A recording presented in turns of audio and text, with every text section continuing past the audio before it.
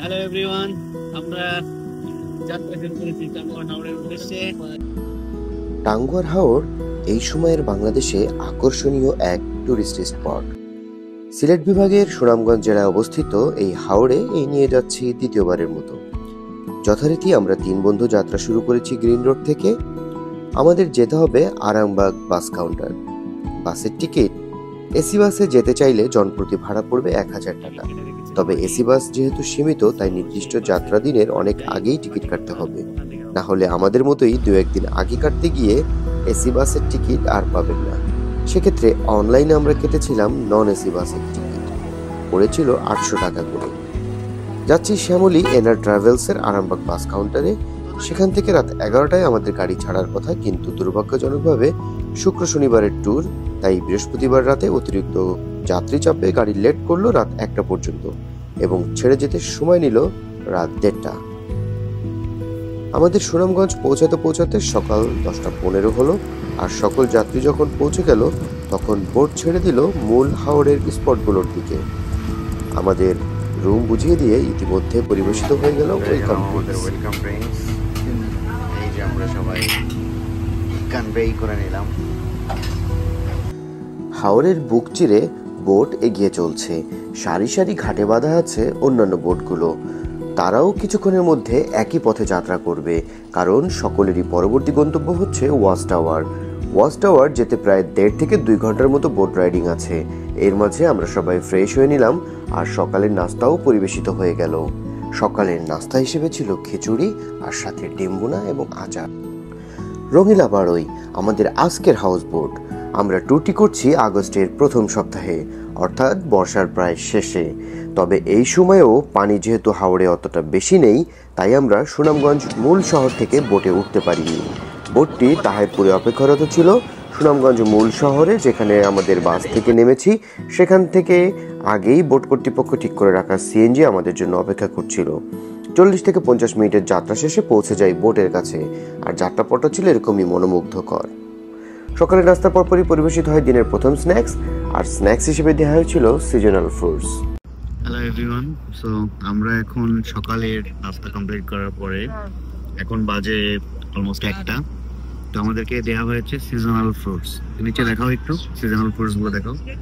তো seasonal fruits হিসেবে এখানে দিয়েছে হচ্ছে পেয়ারা, এবং এখানে দিয়ে দেখা যাচ্ছে আনারস। খুব সুন্দর করে মাখিয়ে দিয়েছে। একটু টেস্ট করি। আরে প্রকৃতি পরে, আগে এখানে ফুড রিভিউ হচ্ছে।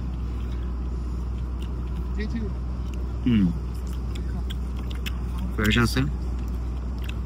এখন আমরা একটা আনারস টেস্ট করি। এক কথায় ওয়াও। আনারসটা ফুল পাকা, এটা খুবই ভালো লাগছে। কিছুক্ষণের মধ্যে পৌঁছে গেলাম ওয়াস্টার এরিয়াতে। হ্যালো এভরিওয়ান, আমরা এই মুহূর্তে অবস্থান করছি ওয়াচ টাওয়ার এরিয়াতে। দেখতে পাচ্ছেন নিচে ওয়াচ টাওয়ার এরিয়াতে সবগুলো হাউস বোট এসে ভিড় জমিয়েছে, এবং এখানে অনেক মানুষ এই ধরনের ছোট ছোট নৌকাগুলোতে নিচে দেখতে পাচ্ছেন। এই নৌকাগুলোতে করে কিন্তু তারা অনেক দূর দূরান্তে চলে যায় স্বচ্ছ পানিতে গোসল করার জন্য। ওপাশে অনেকে বোটের সাথেই গোসল করছে, আবার কেউ কেউ অনেক দূরে ওপাশে আছে ওয়াচ টাওয়ার, সেদিকেও চলে যায়। সো এই ওয়াচ টাওয়ার এরিয়াটা এখন এই মুহূর্তে আমরা বাদে হচ্ছে দুপুর 2টা। সো 2টার সময় গোসল করার টাইম, এবং এই টাইমে সবাই এখানে গোসল করে। আমরা অলরেডি গোসল করে নিয়েছি, এখন আমরা ফ্রেশ, এবং আপনাদেরকে আপডেট দিলাম। পরে আমাদের লাঞ্চ চলে গেলে আমরা লাঞ্চ করবো, এবং তারপরে আমরা চলে যাব হচ্ছে আমাদের পরবর্তী গন্তব্য। আমরা এখনো জানি না, হতে পারে জাদুকাটা নদী অথবা নীলাদ্রিতে। ওকে, তো আমরা আজকের অভিযাত্রী সুদূর যশোর থেকে আগত মিস্টার উজ্জ্বল, সুদূর গ্রিন রোড থেকে আগত মিস্টার মেহেদি, এবং আপনাদের সবার হোস্ট অ্যাজ ইউজুয়াল আমি মিস্টার মাসুক। সো আমরা চলে এসেছি এই যে হাওর দেখতে, সুনামগঞ্জের হাওর, এবং এখানে এই মুহূর্তে আমরা অবস্থান করছি ওয়াচ টাওয়ার এরিয়াতে। মনে হচ্ছে না নীল দরিয়াতে আছি পুরো, একদম পুরো নীল দরিয়া। ওয়াচ টাওয়ার এরিয়ায় ঘোরাঘুরি শেষে আমরা যাচ্ছি টেকের ঘাটের দিকে। আর এরই মধ্যে পরিবেশিত হয়ে গেল আমাদের দুপুরের খাবার। দুপুরের খাবার হিসেবে ছিল মাছ ভর্তা, হাওড়ের বল মাছ ভুনা, এর পাশাপাশি ছিল চিকেন এবং ডাল। হাওড়ের খাওয়া দাওয়া নিয়ে আসলে কোনো কমপ্লেন করার সুযোগ নেই, এই লেগে না যায়, এত ক্লোজ যাচ্ছে কেন? কারণ এই সমস্ত হাউস বোটগুলোতে পর্যাপ্ত পরিমাণ খাবার পাওয়া যায় প্রতিবেলা এবং খেতেও প্রতিটা আইটেমই অত্যন্ত সুস্বাদু। ওই দূরে পাহাড় আর সাদা মেঘের যে মিলন মেলা দেখা যাচ্ছে, ওখানেই হাতছানি দিয়ে ডাকছে নীলাদ্রি লেক এবং লাকমাছড়া। সুনামগঞ্জের এই টেকেরঘাট এরিয়াতে অবস্থিত এই দুটো স্পট হচ্ছে আমাদের পরবর্তী গন্তব্য। আর এই টেকেরঘাটেই আমাদের বোটটিতে আমরা রাত্রি যাপন করব। এখানকার এই নীলাদ্রি লেককেই কিন্তু বাংলাদেশের সুইজারল্যান্ড বলা হয়। এখন বাজে প্রায় বিকাল 4টা, তাই আমরা সূর্যাস্তের আগে প্রায় 2 ঘন্টা মতো সময় পাবো। ভিউয়ার্স, নাও আমরা চলে এসেছি হচ্ছে আমাদের সেই রাত্রি যাপনের স্থান টেকেরঘাট। এই টেকেরঘাটের এই পাশে আছে নীলাদ্রি লেক, দেখাও যে মেঘালয় পাহাড়, লাকমাছড়া। এক বাইকে 3 জন যাওয়া যায়, এখানে ট্রাই করে দেখি, আর না হলে আমাদেরকে ওখান থেকে অটো নিতে হবে। এই ঝিরি ঝিরি বৃষ্টি পড়তেছে, ক্যামেরায় বৃষ্টিগুলো ধরা পড়তেছে। দেখো তো, চলো। এই যে আমরা এই রঙিলা বাড়িতে ছিলাম, অনেক বড়। এই সেই ছবির মতো সুন্দর নীলাদ্রি লেক। ভারতের মেঘালয়ের সাথে সীমানা ঘেঁষা এই এরিয়াটিকে বলা হয় বাংলাদেশের সুইজারল্যান্ড। এর আগে যেবার এসেছিলাম নীলাদ্রি লেকের স্বচ্ছ নীল জলে গোসল করলেও এবার যেহেতু গোসলটা ওয়াচ টাওয়ারে সেরে এসেছি, তাই এখানে করে নিলাম কায়াকিং। নীলাদ্রি লেক এবং লাকমাছড়া ভ্রমণ শেষে টেকেরঘাটে রাত্রি যাপন করে আজ দ্বিতীয় দিন সকালে আমরা যাত্রা শুরু করেছি আমাদের পরবর্তী গন্তব্য শিমুল বাগান এবং বারিক্কা টিলার দিকে।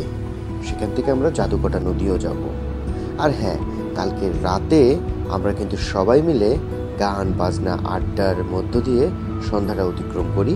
আর এরপর পরই চলে আসে রাতের স্পেশাল খাবার মেনু হাঁসের মাংস, আর সাথে অন্যান্য আইটেম তো ছিলই। এরই মাঝে সকালের নাস্তাও পরিবেশিত হয়ে গেল। সকালে নাস্তা হিসেবে ছিল চিকেন দিয়ে রান্না করা আখনি বিরিয়ানি, আর সেখানে ছিল ডিম এবং আচার। এর মধ্যে আমরা সকালের চাটাও খেয়ে নিলাম হাওড়ের এই সুন্দর প্রাকৃতিক পরিবেশ উপভোগ করতে করতে।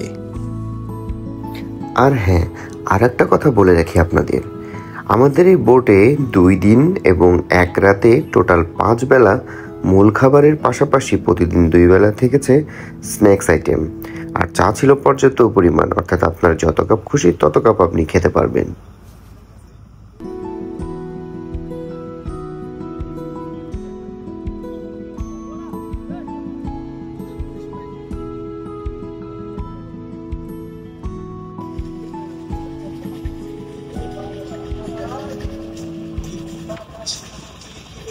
এভরিওয়ান, সবাইকে শুভ সকাল। এখন বাজে সকাল 10:30। আমরা এসে উপস্থিত হয়েছি শিমুল বাগানে। এই যে পাশে দেখা যাচ্ছে শিমুল বাগান, সারি সারি বোটগুলো এখানে ভিড়েছে। শিমুল বাগানে হচ্ছে আমাদের পরবর্তী গন্তব্যস্থল। আপনারা দেখতে পাচ্ছেন এই পাশে জাদুকাটা নদী এবং এই নদীর অপোজিটে হচ্ছে ইন্ডিয়ান বর্ডার। পাহাড়ের সাথে মেঘগুলো খেলা করছে, দেখে খুবই ভালো লাগছে। আর এখন আমরা এখানে কিছুক্ষণ সময় কাটাবো।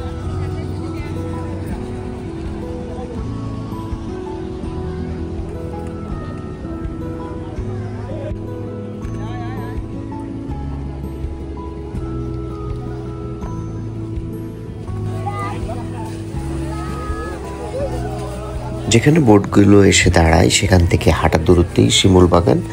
তবে অনেকগুলো অটো আপনাদের জন্য অপেক্ষা করবে, তারা আপনাকে চেষ্টা করবে তাদের অটোতে তোলার জন্য। তবে আপনারা চাইলে হেঁটেই চলে আসতে পারেন এশিয়ার বৃহত্তম এই শিমুল বাগানে। শিমুল বাগানে ঢোকার জন্য টিকিট প্রয়োজন আছে, যে টিকিটটা আপনার যে হাউস বোটটিতে আপনি উঠবেন তারাই কমপ্লিমেন্টারি আপনাকে প্রোভাইড করবে।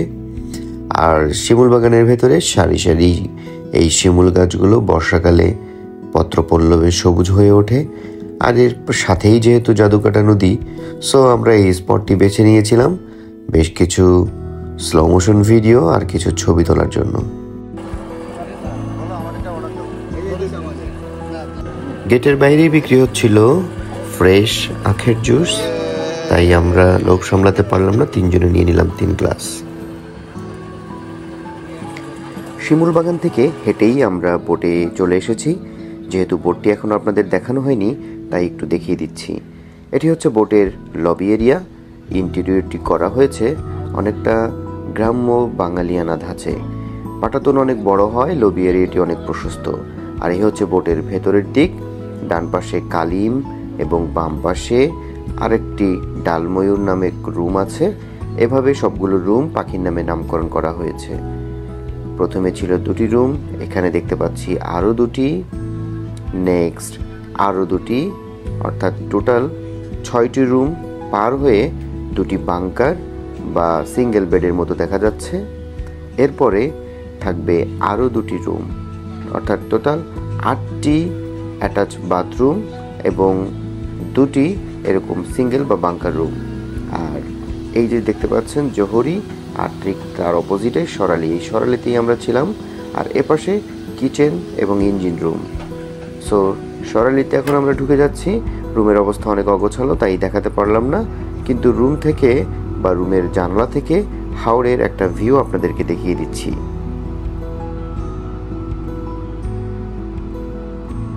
আমরা যে রুমটিতে ছিলাম তার পার পারসন ভাড়া পড়েছিল 10,500 টাকা। তবে আপনারা চাইলে সরাসরি বোর্ডের যে ওয়েবসাইট বা ফেসবুক পেজ থাকে সেখানে যোগাযোগ করে কিছুটা ডিসকাউন্টও করিয়ে নিতে পারেন। এছাড়াও শেয়ার ট্রিপ বা গোজায়নের মতো অ্যাপসগুলো থেকে যে কোনো সময় আপনি তো আপনার পছন্দের বোট বুক করতে পারছেনই। 15-20 মিনিটের ছোট্ট একটা রাইডেই আমরা পৌঁছে গেলাম আমাদের পরবর্তী স্পট বারিক্কা টিলা। বোট থেকে নামার পরে আপনাকে অনেক বাইকাররা ঘিরে ধরবে তাদের রাইড নেওয়ার জন্য। অবশ্যই আপনি এই ধরনের ফাঁদে পড়বেন না, এটাই আপনি উঠে যেতে পারবেন। বাংলাদেশের শেষ প্রান্তে আমরা চলে এসেছি। ওপাশে ইন্ডিয়া দেখা যাচ্ছে। 2-3 বছর আগে একবার এসেছিলাম সেম স্পটে, এবং এখন আবার আসলাম।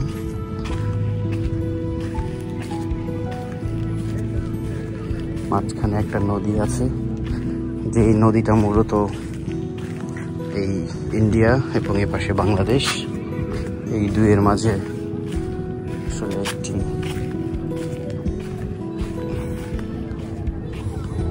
সীমানা প্রাচীর হিসেবে কাজ করছে এই নদীটি, যে নদীটি এখন দেখা যাচ্ছে। উপর থেকে বারিক্কা টিলার পুরো এরিয়ার একটা ভিউ দেখা যাচ্ছে। বারিক্কা টিলার এই এরিয়াতে কিন্তু আপনি কিছু ইন্ডিয়ান পণ্যও কিনতে পারবেন।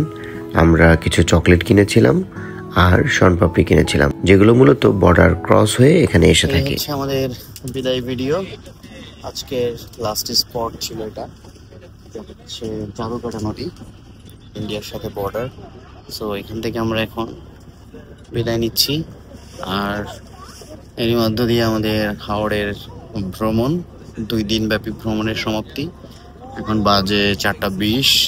আমাদের এখানে আমরা ফুটবল খেললাম, বেশ কিছু অ্যাক্টিভিটিস করলাম, গোসল করলাম, সাঁতার করলাম। দ্যাটস ওয়াই আমরা একটু লাঞ্চ করতে দেরি করে ফেলেছি। এখন আমাদের লাঞ্চ রেডি হচ্ছে। সো এখন এই পর্যন্তই দুপুরের খাবার আমাদের, আমরা অলরেডি খাওয়া শুরু করে দিয়েছি। প্রথম ধাপে এসেছে সবজি এবং ট্যাংরা মাছ, হাওড়ের ট্যাংরা। সবজি দিয়ে অলরেডি খাওয়া শুরু করেছি, অসাধারণ টেস্ট। খাওয়া দাওয়া শেষ, এখন আমরা কোক খাচ্ছি হাওড়ের সৌন্দর্য উপভোগ করতে করতে। এরই মধ্যে দেখতে দেখতে শেষ হয়ে এলো আমাদের 1 রাত আর 2 দিনের হাওড় ট্যুর।